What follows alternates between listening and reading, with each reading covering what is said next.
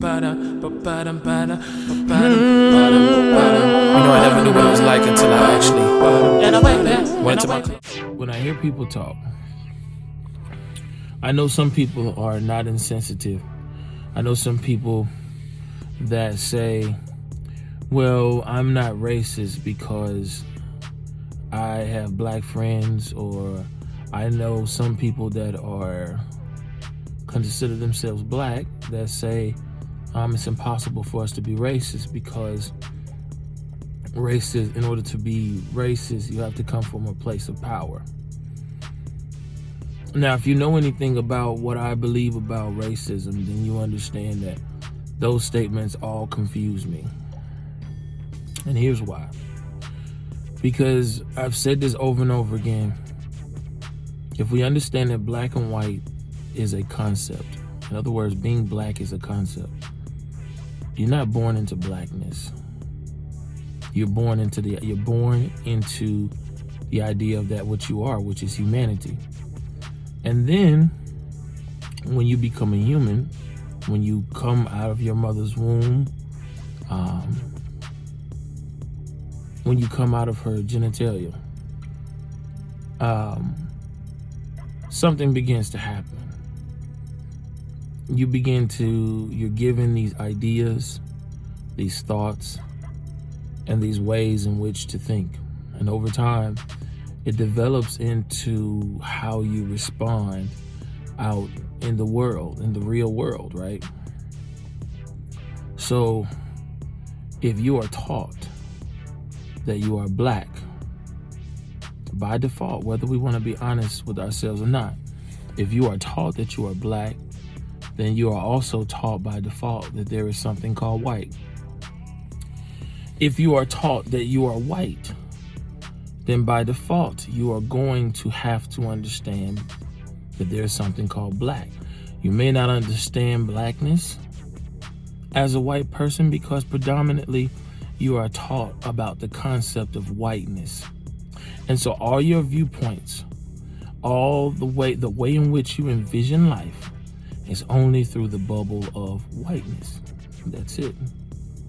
If you are born into a family that has identified themselves as black as a result of being given the concept of blackness, then you are going to be more familiar and more conscious and more aware about blackness than you are going to be about whiteness.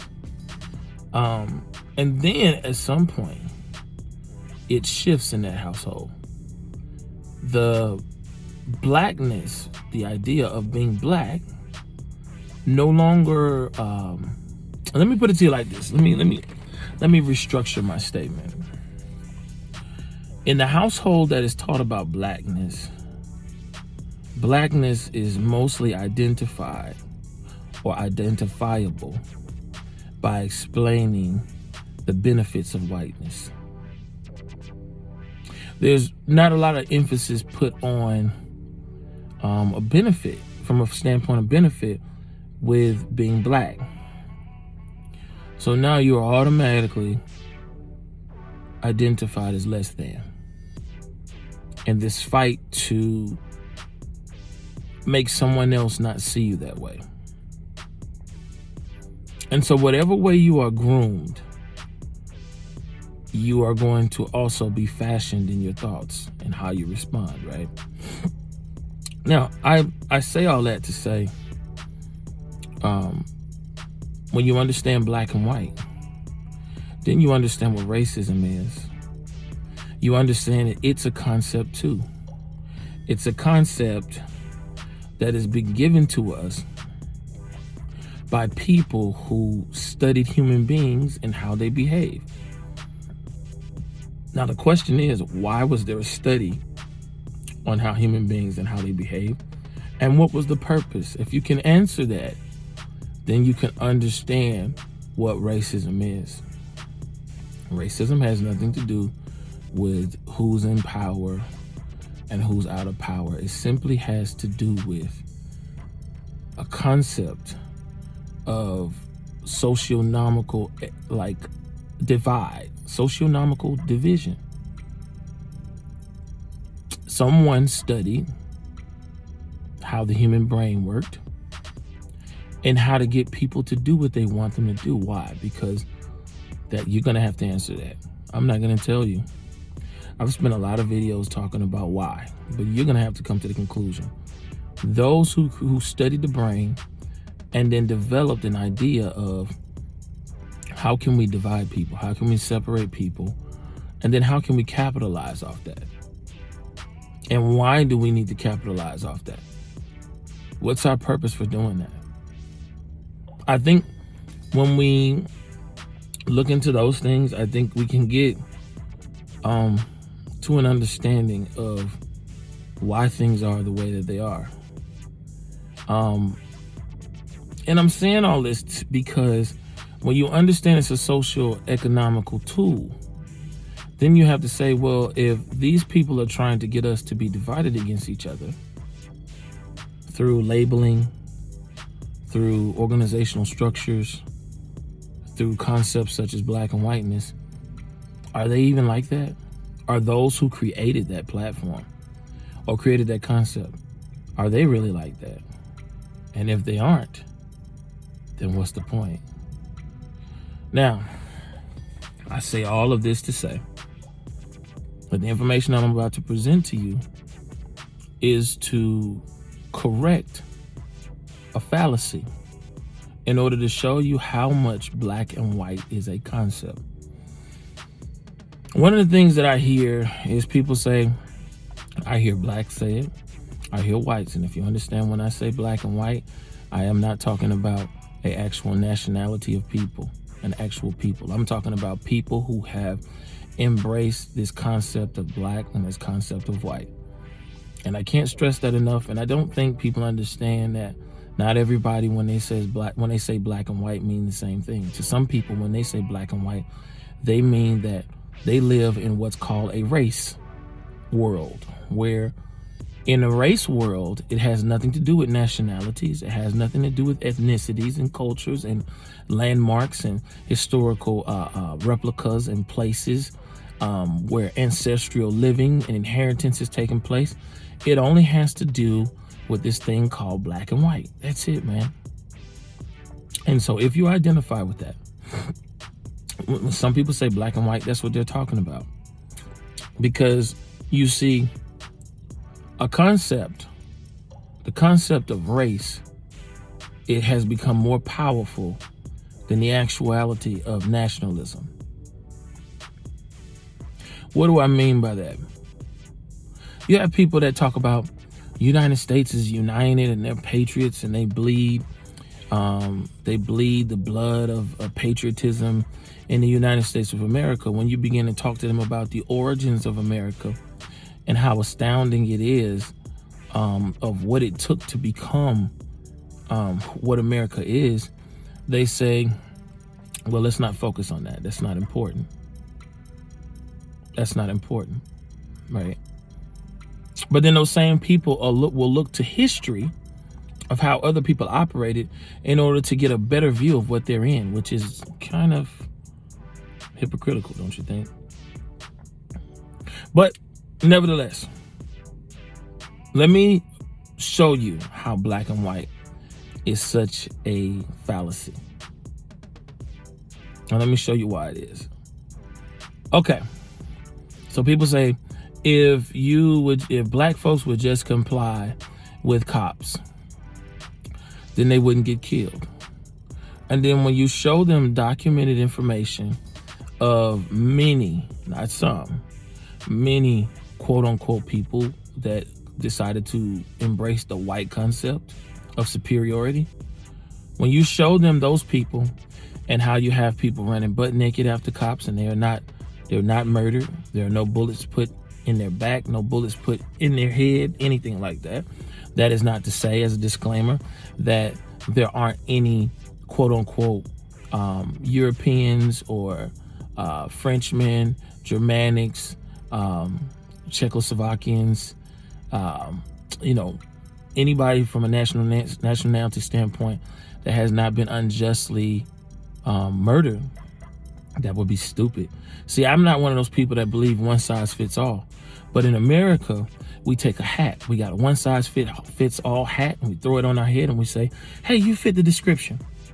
And that's why we have a problem that we have, because we talk about diversity, but we never express diversity in thought.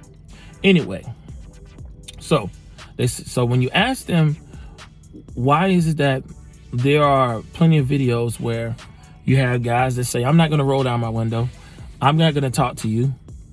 You never see them get killed for real. You don't.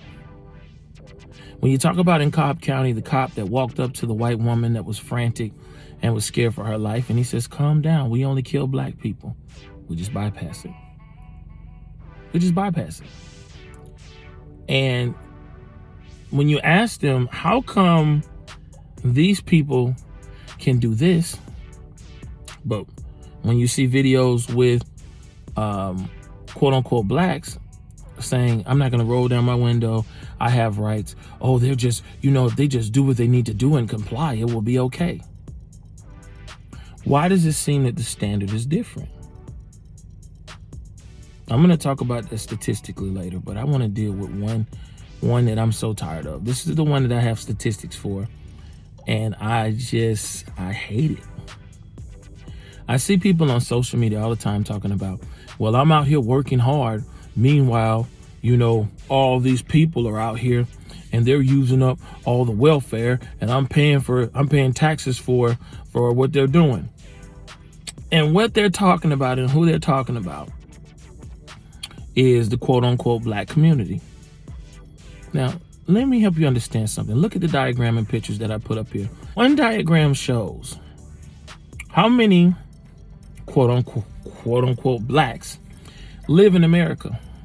Out of the 300 some odd million of Americans, quote unquote, that live in America, we only make up 13%. Only 13% of the population. Do you understand that, really? I want y'all to get that. And I want that to resonate with you. We only, out of 100%, we only make up 13% of America.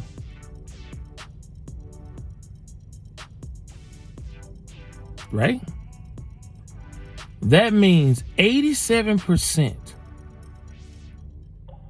is not us. I just want to make that clear. We're going to deal good in math today. Now, 13% of us, 60% of the United States of America is quote unquote white America. Now, I hate the word white, just like I hate the word black. So people that are identified as white, 60 some odd percent. Now, you tell me, is 60% greater than 13%? I'm just saying, it don't take a lot of people to come to that conclusion. Can we both agree that 60% is larger than 13%? If we can do that, then here's the other statistic, as you see up here. It says that we make a large percentage on this graph, okay, of people that receive welfare, but we're only 13%. It says 40% of whites. Now remember, whites make up 60% in America. It says 40% of those whites are receiving welfare benefits. So here's my question. If whites are predominant in the United States of America, and out of those 60%, 40% of them are actually receiving welfare, then that means only 20% of them, only 20% of the 60% is not. That's a large amount of white America receiving welfare. And yes, it says that blacks, out of the 13%, predominantly are receiving benefits. But here's the thing. White America makes up more than any of us.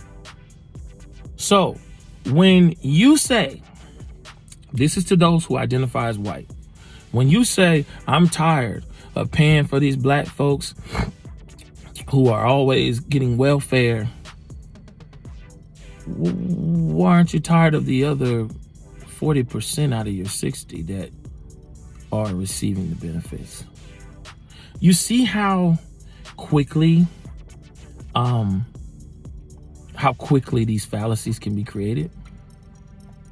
Whites receive more welfare benefits than quote unquote blacks. We're only 13%. We only make up 13%. Now, yeah, if you analyze the quote unquote, as they call us, Black America, yes, a large percentage of the 13% receive welfare. And that's true. But guess what? A large percentage of white America receives welfare too.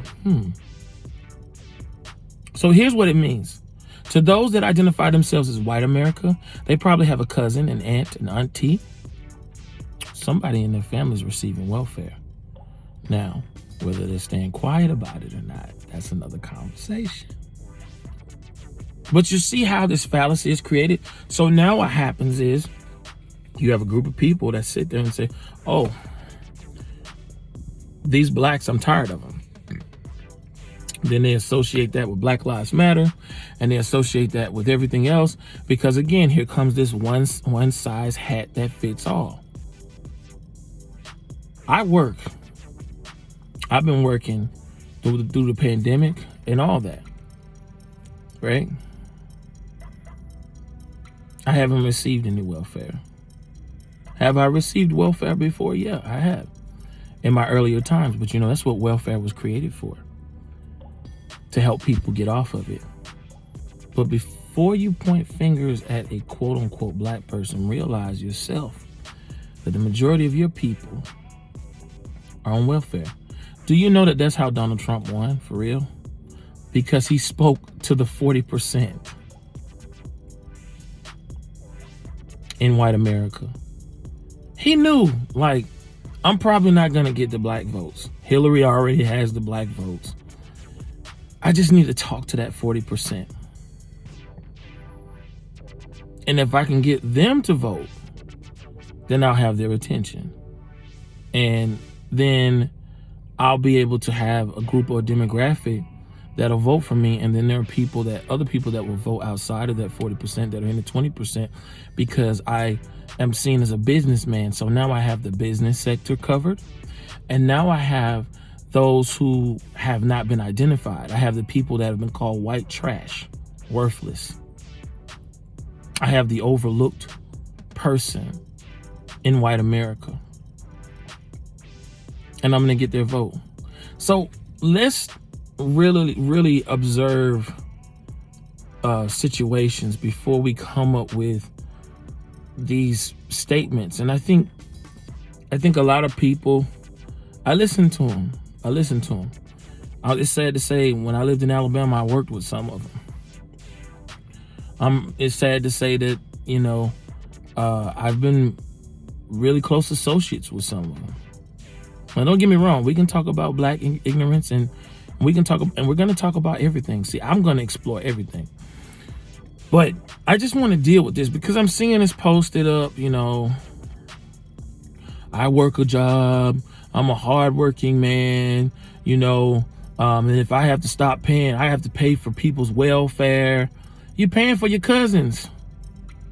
So shut up. You're paying for your cousins, your great aunt, or somebody in your family, because you make up most of the welfare system. This is crazy. This is why I hate race. I hate the idea of race. And we have to, you know, Morgan Freeman said it best when they asked him, how do we destroy racism? He says, we stop talking about it. But you know what? Some of you are so ingrained in whiteness, it's too hard. Some of you are so ingrained in blackness, it's too hard.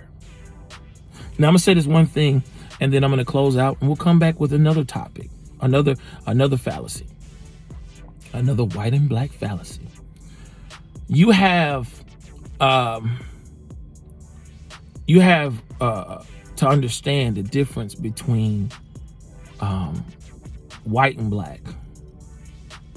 White, I'm able to lean on nationality when it's convenient for me.